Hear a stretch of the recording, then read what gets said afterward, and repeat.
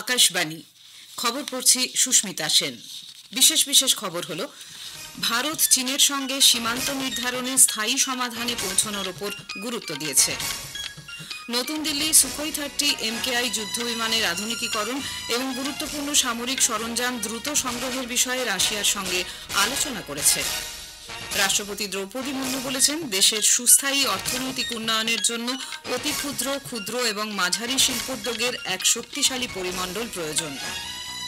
যথাবিহিত ধর্মীয় আচার অনুষ্ঠানের মধ্যে দিয়ে পুরীতে শুরু হয়েছে জগন্নাথ দেবের বিশ্ববিখ্যাত রথযাত্রা উৎসব। হকি ইন্ডিয়া মাস্টার্স কাপে মহিলাদের বিভাগে ওড়িশা পাঞ্জাবকে পরাজিত করে খেতাব জয় করেছে। আসছি বিস্তারিত খবরে। ভারত চীনের সঙ্গে সীমান্ত নির্ধারণের ক্ষেত্রে স্থায়ী সমাধানের ওপর গুরুত্ব দিয়েছে। 2020 সালে সীমান্ত নিয়ে অচলাবস্থা সৃষ্টির পর দুই দেশের মধ্যে পারস্পরিক বিশ্বাসে যে ঘাটতি দেখা দিয়েছিল তা দূর করতে প্রতিষ্ঠিত ব্যবস্থাপনা পুনরুজ্জীবিত করার মাধ্যমে এই সমস্যা সমাধানের কথা বলা হয়েছে। দুই দেশের সীমান্ত বরাবর শান্তি বজায় রাখার উপর গুরুত্ব দিয়ে নতুন দিল্লি বলেছে, উত্তেজনা প্রশমন এবং স্থায়ী সমাধানে পৌঁছতে একটি রোড ম্যাপ তৈরি করা প্রয়োজন। প্রতিরক্ষা মন্ত্রী রাজনাথ সিং চীনে সাংহাই সহযোগিতা সংগঠন SCOর বৈঠকের ফাঁকে চীনের প্রতিরক্ষা মন্ত্রী অ্যাডমিরাল ডং জুনের সঙ্গে দ্বিপাক্ষিক বৈঠক করেন। শ্রী সিং বলেছেন, উভয় পক্ষ থেকে স্বাভাবিক পরিস্থিতি ফেরাতে যথাযথভাবে কাজ চলেছে। রাজনাথ সিং চীনের প্রতিরক্ষা মন্ত্রীকে সাম্প্রতিক পেহেলগাঁও জঙ্গি হামলা এবং পাকিস্তানের জঙ্গি নেটওয়ার্ক ধ্বংস করতে ভারতের অপারেশন সিন্ধুর অভিযান সম্পর্কে অবহিত করেন।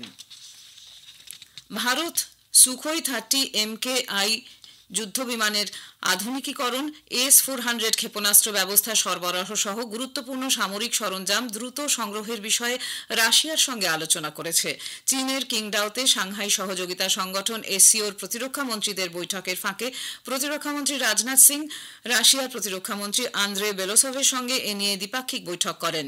দুজনের মধ্যে ভূ রাজনৈতিক পরিস্থিতি, সীমান্তপার সন্ত্রাস, ভারত রাশিয়া প্রতিরক্ষা সহযোগিতা সহ একাধিক বিষয়ে বিশদে আলোচনা হয়েছে। বৈঠকে ভারত রাশিয়া দীর্ঘ সম্পর্কের কথা তুলে ধরেন রাশিয়ার প্রতিরক্ষা মন্ত্রী। তিনি পেহেলগাঁও হামলারও নিন্দা করেছেন।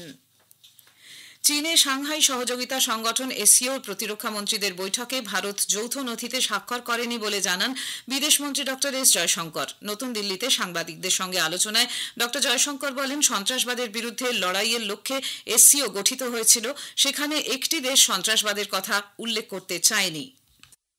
Rajnath Ji's view rightly was that without that reference, when the main purpose of that organization is to fight terrorism, and you are not allowing a reference to that, so I think it is very understandable and सर्वसम्मति से SCO चलता है। तो एक देश में जो है उन्होंने कहा कि हम नहीं मानेंगे कि आतंकवाद का कहीं जिक्र होना है, और राजनाथ जी ने कहा कि अगर आतंकवाद का कोई इसमें जिक्र नहीं है तो हम लोग जो है वो स्टेटमेंट नहीं माने। উল্লেখ্য, বৈঠকে প্রতিরক্ষামন্ত্রী রাজনাথ সিং স্পষ্টভাবে বলেন যে যদি যৌথ নথিতে সন্ত্রাসবাদের কথা উল্লেখ না থাকে তাহলে ভারত তাতে স্বাক্ষর করবে না। বিদেশমন্ত্রী ডক্টর S জয়শঙ্কর আজ ইরানের বিদেশমন্ত্রী সৈয়দ আব্বাস আরাগচির সঙ্গে সে দেশের বর্তমান পরিস্থিতি নিয়ে কথা বলেছেন। এক সোশ্যাল মিডিয়া পোস্টে ডক্টর জয়শঙ্কর বলেছেন যে বর্তমান জটিল পরিস্থিতিতে ইরানের দৃষ্টিভঙ্গি এবং চিন্তাভাবনা ভাগ করে নেওয়ার জন্য তিনি তার প্রশংসা করেছেন। ভারতীয় নাগরিকদের নিরাপদে সে দেশ থেকে সরিয়ে আনতে সাহায্য করার জন্য ইরানের বিদেশমন্ত্রীকে ডক্টর জয়শঙ্কর ধন্যবাদ জানান। মার্কিন রাষ্ট্রপতি ডোনাল্ড ট্রাম্প বলেছেন, ভারতের সঙ্গে তার দেশ শীঘ্রই একটি বড় ধরনের চুক্তি করতে চলেছে। চীনের সঙ্গে ইতোমধ্যেই আমেরিকার একটি চুক্তি স্বাক্ষরিত হয়েছে। প্রেসিডেন্ট ট্রাম্প গতকাল এক অনুষ্ঠানে ভাষণ দেওয়ার সময় একথা জানান। ট্রাম্প জোর দিয়ে বলেন, তবে যে কোনো দেশের সঙ্গে মার্কিন যুক্তরাষ্ট্র চুক্তি করবে না। চীনের সঙ্গে মার্কিন যুক্তরাষ্ট্রের সম্প্রতি স্বাক্ষরিত চুক্তি সম্পর্কেও বিস্তারিতভাবে তিনি কিছু জানাননি। কেন্দ্র 1975 সালের 25শে জুন জরুরি অবস্থা ঘোষণাকে সংবিধান হত্যা দিবস হিসেবে উল্লেখ করেছে। এই উপলক্ষে আগামী 30শে জুন পর্যন্ত বিশেষ কর্মসূচি নিয়েছে সরকার। বিষয়টি নিয়ে আকাশবাণী কলকাতা সংবাদ বিভিন্ন ক্ষেত্রে বিশিষ্টজনেদের মতামত নিয়েছে। বিশিষ্ট আইনজীবী দেবজিৎ সরকার সংবিধান হত্যা দিবসকে সমর্থন করে বলেন, 1975-এ জরুরি অবস্থার সময় যেভাবে বাকস্বাধীনতা কেড়ে নেওয়া হয়েছিল, স্বাধীন ভারতে ক্ষমতায় থেকে কোনো রাজনৈতিক দল এই কাজ করেনি। 25শে জুন 1977 সাল অব্দি যে জরুরি অবস্থা তৎকালীন ভারত সরকার জারি করেন তা গণতান্ত্রিক পরিসরে একটি কোন রাজনৈতিক দল শুধু ক্ষমতাকে দখল করার জন্য মানুষের কণ্ঠস্বর বিরোধী বিপ্লবী কণ্ঠ কিংবা গণতন্ত্রের যে চতুর্থ স্তম্ভ তাকে পুরোপুরি কুক্ষিগত করে নেওয়া হয়। এই 21 মাস ধরে মানুষের কাছে সারা ভারতবর্ষটি জেলে পরিণত হয়েছিল। প্রধানমন্ত্রী নরেন্দ্র মোদী এ মাসের 29 তারিখ আকাশবাণীতে মন কি বাত অনুষ্ঠানে তাঁর চিন্তাভাবনা দেশ বিদেশের মানুষের সঙ্গে ভাগ করে নেবেন। এটি হবে মন কি বাতের 123তম পর্ব। বেলা 11টা থেকে আকাশবাণী এবং দূরদর্শনের সবকটি চ্যানেল এবং Akashvani news on AIR website, mobile app, প্রধানমন্ত্রীর দপ্তর ও তথ্য সম্প্রচার মন্ত্রকের ওয়েবসাইট এবং ইউটিউব চ্যানেলেও মন কি বাত সম্প্রচারিত হবে। খবর শুনছেন আকাশবাণী থেকে। আমাদের সংবাদ শোনা যাচ্ছে ইউটিউব চ্যানেল আকাশবাণী সংবাদ বাংলা, ফেসবুক ও ইনস্টাগ্রাম আকাশবাণী সংবাদ কলকাতা এবং এক্স হ্যান্ডেল এআইআর নিউজ কলকাতাতে। রাষ্ট্রপতি দ্রৌপদী মুর্মু বলেছেন, দেশের সুস্থায়ী অর্থনৈতিক উন্নয়নের জন্য অতি ক্ষুদ্র ক্ষুদ্র এবং মাঝারি শিল্পোদ্যোগের এক শক্তিশালী পরিমণ্ডল প্রয়োজন। দেশের অর্থনীতির একটি মজবুত স্তম্ভ হল এই এমএসএমই ক্ষেত্র। নতুন দিল্লিতে আজ অতি ক্ষুদ্র ক্ষুদ্র এবং মাঝারি শিল্পোদ্যোগে আন্তর্জাতিক এমএসএমই দিবস উপলক্ষে আয়োজিত এক অনুষ্ঠানে রাষ্ট্রপতি বলেন, দেশের অগ্রগতিতে এই এমএসএমই ক্ষেত্র একটি গুরুত্বপূর্ণ ভূমিকা নিয়েছে। দ্রৌপদী মুর্মু বলেছেন, দেশের মোট অভ্যন্তরীণ উৎপাদন জিডিপিতে অতি ক্ষুদ্র ক্ষুদ্র এবং মাঝারি শিল্পক্ষেত্রের অবদান 30%, উৎপাদন ক্ষেত্রে তা 36% এবং রপ্তানি ক্ষেত্রে এমএসএমইর 45% অবদান রয়েছে।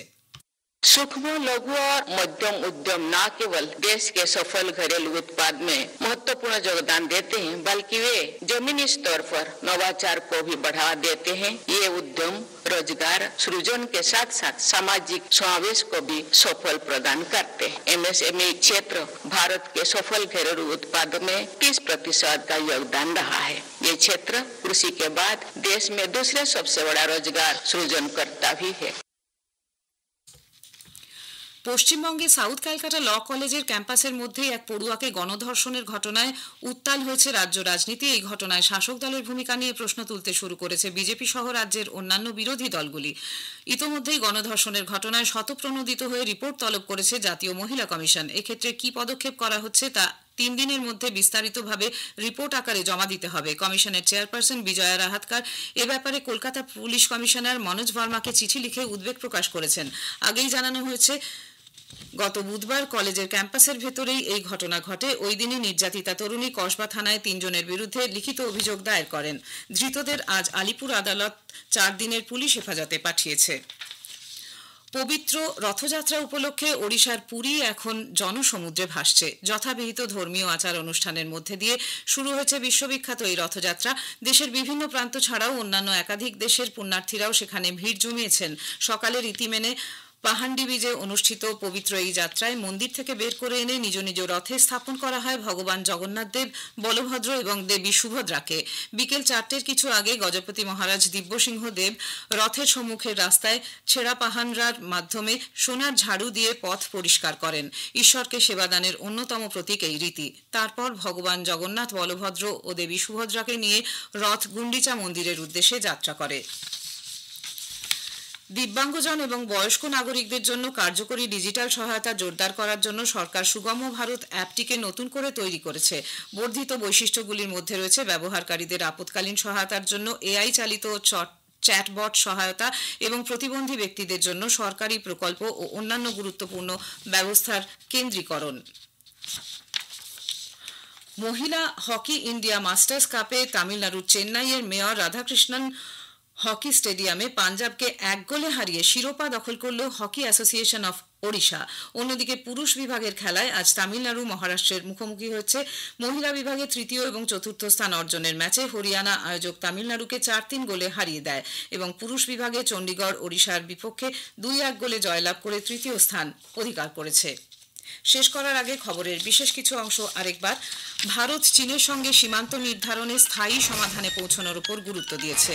নতুন দিল্লি সুখোই 30 MKI যুদ্ধবিমানের আধুনিকীকরণ এবং গুরুত্বপূর্ণ সামরিক সরঞ্জাম দ্রুত সংগ্রহের বিষয়ে রাশিয়ার সঙ্গে আলোচনা করেছে।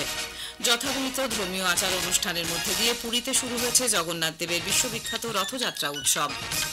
খবর এখনকার মতো এ পর্যন্ত। এরপরে শুনবেন স্থানীয় সংবাদ 7টা বেজে 50 মিনিটে।